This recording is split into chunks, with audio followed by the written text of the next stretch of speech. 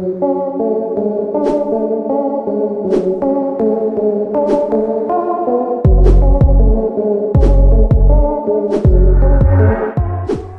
ದುಡಿದರೂ ದುಡ್ಡು ಮಾತ್ರ ಕೈಯಲ್ಲಿ ನಿಲ್ತಾನೇ ಇಲ್ಲ. ಏನೇ ಮಾಡಿದರೂ ನಮ್ಮ ಹಣೆ ಬರ ಬದಲಾಗ್ತಾ ಇಲ್ಲ. ಎಷ್ಟೇ ಓದಿದರೂ ಏನೇ ಕಷ್ಟಪಟ್ಟರೂ ಒಳ್ಳೆಯ ಕೆಲಸ ಮಾತ್ರ ಸಿಗ್ತಾ ಇಲ್ಲ. ಎಷ್ಟೇ ಒಳ್ಳೆಯ ಕೆಲಸ ಮಾಡಿದರೂ ಬರೀ ಕೆಡಕೆ ಆಗ್ತಾ ಇದೆ. ಹೌದು, ಕೆಲವೊಬ್ಬರ ಜೀವನದಲ್ಲಿ ಇಲ್ಲ ಅನ್ನುವ ಒಂದು ಪದ ಹಲವಾರು ದಿನಗಳಿಂದ ಕಾಡುತ್ತಾನೆ ಇರುತ್ತದೆ. ಯಾವಾಗ ನಮ್ಮ ಟೈಮ್ ಬರುತ್ತೋ, ಯಾವಾಗ ನಮ್ಮ ಕಾಲ ಬರುತ್ತೋ ಅನ್ನೋ ಕೊರಗಿನಿಂದ ಎಷ್ಟೋ ಜನ ತಮ್ಮ ಜೀವನವನ್ನ ಕಳೆಯುತ್ತಾನೆ ಇದ್ದಾರೆ. ಎಲ್ಲದಕ್ಕೂ ಕಾಲ ಕೂಡಿ ಬರಬೇಕು, ಆಗ ಮಾತ್ರ ನಮ್ಮ ಅದೃಷ್ಟದ ಬಾಗಿಲು ತೆಗೆಯುತ್ತದೆ ಅನ್ನೋದು ಇನ್ನು ಕೆಲವರ ಭರವಸೆ. ಹಾಗಾದರೆ ಒಳ್ಳೆಯ ಕಾಲ ಯಾವಾಗ ಬರುತ್ತೆ, ಅದು ಹೇಗಿರುತ್ತದೆ, ಅದು ಬರೋ ಮೊದಲು ಏನಾದರೂ ಸೂಚನೆಗಳು ಸಿಗುತ್ತಾ? ಹೌದು ಅನ್ನುತ್ತವೆ ನಮ್ಮ ವೇದ ಪುರಾಣಗಳು. ಆದರೆ ಒಳ್ಳೆಯದಾದ ಮೇಲೆ, ಶ್ರೀಮಂತರಾದ ಮೇಲೆ ನಮಗೆ ಅವುಗಳ ಬಗ್ಗೆ ಗಮನ ಇರುವುದಿಲ್ಲ, ನೆನಪೇ ಇರುವುದಿಲ್ಲ. ಒಮ್ಮೆ ನೀವು ಯೋಚನೆ ಮಾಡಿದಾಗ, ಹೌದಲ್ಲ, ಈ ಸೂಚನೆಗಳು ನಾವು ಶ್ರೀಮಂತರಾಗುವ ಮೊದಲು, ನಮಗೆ ಒಳ್ಳೆಯದಾಗುವ ಮೊದಲು ನಮಗೆ ದೊರಕಿದ್ದವು ಎಂದು. ಹಾಗಾದ್ರೆ ಆ ಸೂಚನೆಗಳು ಯಾವುವು, ಆ ಸನ್ನಿವೇಶಗಳು ಯಾವುವು, ಆ ಚಿಹ್ನೆಗಳು ಯಾವುವು? ಈ ಎಲ್ಲ ಮಾಹಿತಿಯನ್ನ ಇವತ್ತಿನ ಈ ವಿಡಿಯೋದಲ್ಲಿ ನಾವು ಪಡೆದುಕೊಳ್ಳೋಣ. ಅದಕ್ಕಿಂತ ಮೊದಲು ನೀವು ನಮ್ಮ ಚಾನೆಲ್ಗೆ ಹೊಸಬರಾಗಿದ್ದರೆ ದಯವಿಟ್ಟು ಈಗಲೇ ಸಬ್ಸ್ಕ್ರೈಬ್ ಮಾಡಿ, ಜೊತೆಗೆ ಬೆಲ್ ಐಕನ್ ಕೂಡ ಪ್ರೆಸ್ ಮಾಡಿ.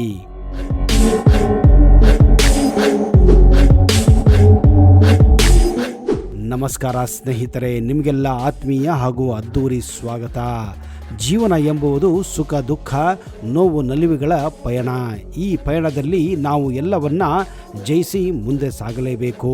ಇದಕ್ಕೆ ಜೊತೆಯಾಗಿ ನಿಲ್ಲುವುದೇ ನಮ್ಮ ಸಮಯ.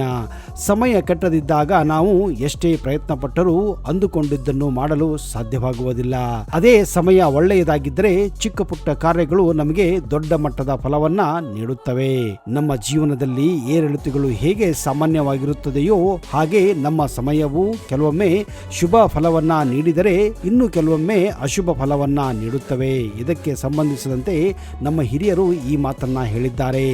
ನಮ್ಮ ಕಾಲ ಚೆನ್ನಾಗಿದ್ದರೆ ಮಣ್ಣು ಮುಟ್ಟಿದರೂ ಚಿನ್ನವಾಗುತ್ತದೆ, ಆದರೆ ನಮ್ಮ ಕಾಲ ಕೆಟ್ಟಿದ್ದರೆ ಒಂಟೆ ಮೇಲೆ ಕುಳಿತರೂ ನಾಯಿ ಬಂದು ಕಚ್ಚುತ್ತದೆ ಎನ್ನುವ ಮಾತಿದೆ.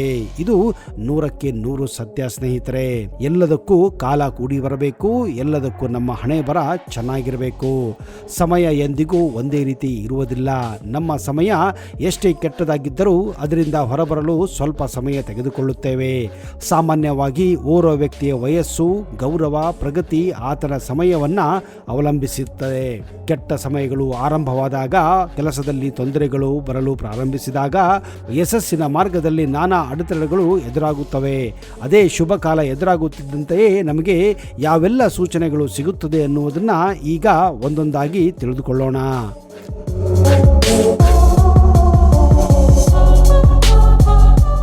ಮೊದಲನೆಯದು, ಬ್ರಾಹ್ಮಿ ಮುಹೂರ್ತದಲ್ಲಿ ಎಚ್ಚರವಾಗುವುದು. ಹೌದು ಸ್ನೇಹಿತರೆ, ಬ್ರಾಹ್ಮಿ ಮುಹೂರ್ತವು ಎಲ್ಲದಕ್ಕೂ ಶ್ರೇಷ್ಠ. ಪುಣ್ಯ ಪ್ರಾಪ್ತಿ ಪಡೆಯಲು ಪ್ರಶಸ್ತ ಸಮಯ ಎಂದು ಶಾಸ್ತ್ರಗಳು ಹೇಳುತ್ತವೆ. ಹಾಗೆಯೇ ಬ್ರಾಹ್ಮಿ ಮುಹೂರ್ತದ ಸಂದರ್ಭದಲ್ಲಿ ನಿದ್ದೆಯಿಂದ ಎಚ್ಚರವಾದರೆ ಶುಭ ಎಂದು ಹೇಳಲಾಗುತ್ತದೆ. ಇದು ದೇವತೆಗಳು ಜಾಗೃತವಾಗಿರುವಂತಹ ಸಮಯವಾಗಿದ್ದರಿಂದ ಇಂತಹ ವೇಳೆ ನಿದ್ದೆಯಿಂದ ಎಚ್ಚರಾದರೆ ದೇವರ ಕೃಪೆ ಪ್ರಾಪ್ತಿಯಾಗುತ್ತದೆ ಎಂದು ಅರ್ಥ ಕೊಡುತ್ತದೆ. ಹೀಗೆ ಎಲ್ಲರಿಗೂ ಆಗುವುದಿಲ್ಲ, ಕೆಲವರಿಗೆ ಮಾತ್ರ ಈ ಸಮಯದಲ್ಲಿ ಅದೇ ಸಮಯಕ್ಕೆ ಸರಿಯಾಗಿ ನಿಮಗೆ ಎಚ್ಚರವಾಗುತ್ತದೆ. ಹೀಗೆ ನಿಮಗೆ ಪದೇ ಪದೇ ಆಗುತ್ತಿದ್ದರೆ ನಿಮ್ಮ ಸಮಯ ಅಂದರೆ ನಿಮ್ಮ ಒಳ್ಳೆಯ ಸಮಯ ಹತ್ತಿರ ಬಂದಿದೆ ಎಂದು.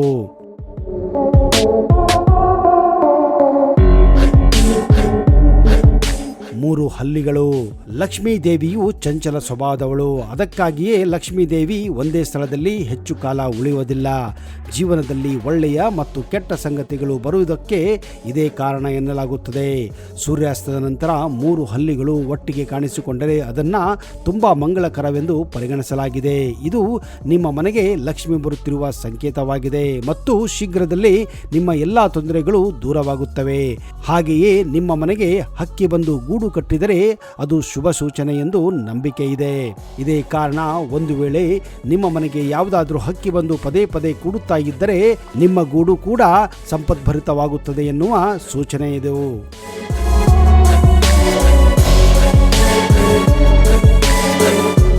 ಕನಸಿನಲ್ಲಿ ದೇವರು ಕಂಡರೆ, ದೇವರ ದರ್ಶನ ಆದಂತೆ ಕನಸಿನಲ್ಲಿ ಕಂಡರೆ ಅದು ಶುಭ ಸಂಕೇತ ಎಂದು ಸ್ವಪ್ನಶಾಸ್ತ್ರದಲ್ಲಿ ಹೇಳುತ್ತದೆ. ದೇವರ ಕೃಪೆಯಾದವರಿಗೆ ಕನಸಿನಲ್ಲಿ ದರ್ಶನ ಸಿಗುತ್ತದೆ ಎನ್ನುವ ವಾಡಿಕೆ ಇದೆ. ಇದು ಮುಂದಿನ ದಿನಗಳಲ್ಲಿ ನಿಮಗೆ ಒಳ್ಳೆಯದಾಗಲಿ ಎಂಬುದನ್ನು ತೋರಿಸಿಕೊಡುವ ಸಂಕೇತವಾಗಿದೆ.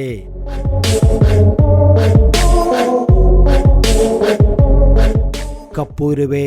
ಕಪ್ಪು ಇರುವೆಗಳಿಗೆ ಸಂಬಂಧಿಸಿದ ಅನೇಕ ಶುಭ ಮತ್ತು ಅಶುಭ ಚಿಹ್ನೆಗಳಿವೆ. ಮನೆಯಲ್ಲಿ ಕಪ್ಪು ಇರುವೆಗಳ ಗುಂಪು ಕಾಣಿಸಿಕೊಂಡರೆ ಅದನ್ನು ತುಂಬಾ ಶುಭ ಸಂಕೇತವೆಂದು ಪರಿಗಣಿಸಲಾಗುತ್ತದೆ. ನೀವು ಇರುವೆಗಳಿಗೆ ಸಕ್ಕರೆ ಅಥವಾ ಹಿಟ್ಟು ಆಹಾರವನ್ನು ನೀಡಬೇಕು.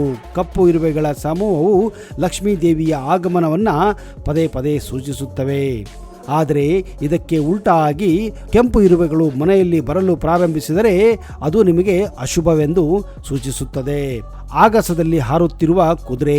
ಆಗಸದಲ್ಲಿ ತೇಲಾಡುತ್ತಿದ್ದಂತೆಯೋ ಇಲ್ಲವೋ ಹಾರಾಡುತ್ತಿದ್ದಂತೆಯೋ ಕನಸು ಕಂಡರೆ ಶುಭ ಸಂಕೇತವಾಗಿದೆ. ಅದರಲ್ಲೂ ನೀವೇನಾದರೂ ರೆಕ್ಕೆ ಇರುವಂತಹ ಕುದುರೆಯನ್ನ ಆಕಾಶದಲ್ಲಿ ಹಾರುವಂತೆ ಕಂಡರೆ ನಿಜಕ್ಕೂ ಅದಕ್ಕಿಂತ ಶ್ರೇಷ್ಠವಾದಂತಹ ಕನಸು ಬೇರೊಂದಿಲ್ಲ.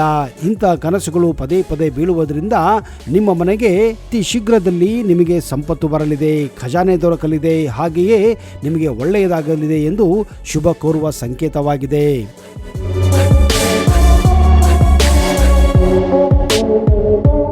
ಎಕ್ಕದ ಗಿಡ. ನಿಮ್ಮ ಮನೆಯ ಮುಖ್ಯ ದ್ವಾರದ ಬಳಿ ಮದರ ಗಿಡ ಅಂದರೆ ಎಕ್ಕದ ಗಿಡ ತಾನಾಗಿಯೇ ಬೆಳೆದರೆ ನಿಮ್ಮ ಅಥವಾ ನಿಮ್ಮ ಕುಟುಂಬದ ಸದಸ್ಯರ ಶುಭ ಕಾಲ ಆರಂಭವಾಗಲಿದೆ ಎಂಬುದನ್ನು ಅರ್ಥೈಸಿಕೊಳ್ಳಬೇಕು. ಈ ಸಸ್ಯವನ್ನ ಮಂಗಳಕರವೆಂದು ಪರಿಗಣಿಸಲಾಗುತ್ತದೆ. ಇದು ಬೇಡಿಕೊಂಡಾಗ ಅಥವಾ ನೀವು ಹಚ್ಚಿದಾಗ ಹತ್ತುವಂತಹ ಗಿಡವಲ್ಲ, ಅದು ತಾನಾಗಿಯೇ ಬೆಳೆಯಬೇಕು. ಆಗ ಮಾತ್ರ ಈ ರೀತಿ ಶುಭಕರ ಸಂದೇಶಗಳು, ಶುಭಕರ ಸೂಚನೆಗಳು ಆಗುತ್ತವೆ ಎನ್ನುವ ನಂಬಿಕೆ ಇದೆ.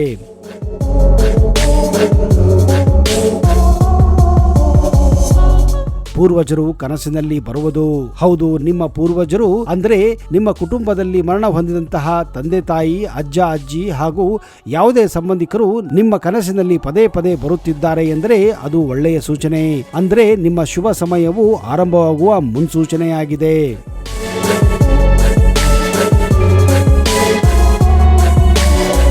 ನೀವು ಕನಸಿನಲ್ಲಿ ಪೊರಕೆ, ಹಲ್ಲಿ, ಹಾವು, ಗೂಬೆ, ಶಂಖ, ಗುಲಾಬಿ ಹೂವು, ಕೊಳಲು ಮತ್ತು ಮಡಕೆ ಇತ್ಯಾದಿಗಳನ್ನು ಪದೇ ಪದೇ ಕಾಣುತ್ತಿದ್ದರೆ ನಿಮ್ಮ ಕನಸಿನ ಪುಸ್ತಕದಲ್ಲಿ ಬಹಳ ಮಂಗಳಕರವೆಂದು ವಿವರಿಸಲಾಗಿದೆ. ಕನಸಿನಲ್ಲಿ ಈ ವಸ್ತುಗಳನ್ನು ನೋಡುವುದು ಹಣ ಗಳಿಕೆಯ ಸಂಕೇತವಾಗಿದೆ.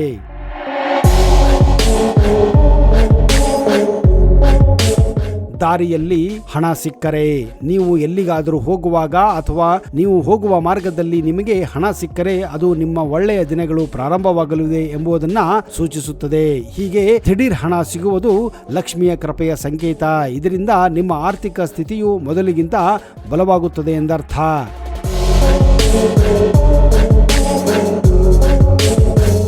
ಎಂಟು ಕಾಲಿನ ಬೆಕ್ಕು. ಹೆಚ್ಚಾಗಿ ಬೆಕ್ಕು ಅಥವಾ ಕಪ್ಪು ಬೆಕ್ಕು ಅಡ್ಡ ಬಂದರೆ ಅದು ಅಪಶಕನ ಎಂದು ನಮ್ಮ ಭಾರತದಲ್ಲಿ ನಾವು ನಂಬುತ್ತೇವೆ. ಕನಸಿನಲ್ಲಿ ಬೆಕ್ಕು ಬಂದರೆ, ಅದರಲ್ಲಿಯೂ 8 ಕಾಲಿನ ಬೆಕ್ಕು ಬಂದರೆ ಬರುವ ದಿನಗಳಲ್ಲಿ ನಿಮಗೆ 4 ಕಾಲುಗಳಿದ್ದ ಬೆಕ್ಕು 8 ಕಾಲುಗಳು ಹೇಗೆ ಆದವೋ ಅದೇ ರೀತಿ ಸಂಪತ್ತಿನಲ್ಲೂ ಕೂಡ ಅದು ದ್ವಿಗುಣವಾಗುತ್ತದೆ ಎನ್ನುವ ನಂಬಿಕೆ ಇದೆ. ಇದೇ ರೀತಿ ಬರುವ ದಿನಗಳಲ್ಲಿ ನಿಮಗೆ ಒಳ್ಳೆಯದಾಗುತ್ತದೆ ಎನ್ನುವುದನ್ನ ವೇದಗಳಲ್ಲಿ, ಪುರಾಣಗಳಲ್ಲಿ ಕೂಡ ಉಲ್ಲೇಖಿಸಲಾಗಿದೆ.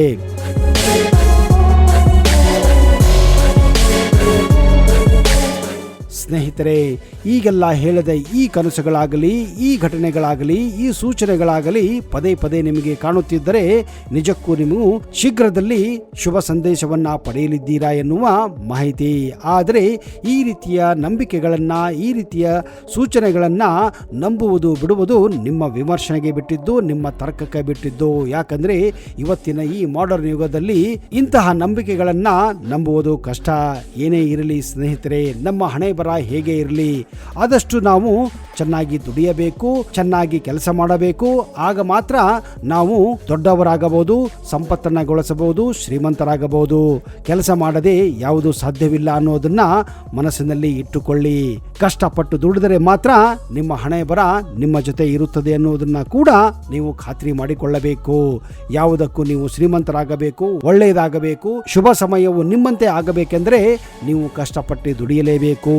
ಸ್ನೇಹಿತರೆ, ನೆನಪಿರಲಿ, ಕೈ ಕೆಸರಾದರೆ ಮಾತ್ರ ಬಾಯಿ ಮೊಸರು ಎಂದು. ಇಂತಹದೇ ಇನ್ನಷ್ಟು ಶುಭಕರ ಮಾಹಿತಿಗಳೊಂದಿಗೆ ಮುಂದಿನ ಸಂಚಿಕೆಯಲ್ಲಿ ಸಿಗುತ್ತೇನೆ. ಅಲ್ಲಿಯವರೆಗೆ ಜೈ ಹಿಂದ್, ಜೈ ಕರ್ನಾಟಕ. ನಿಮಗೆಲ್ಲ ಶುಭವಾಗಲಿ.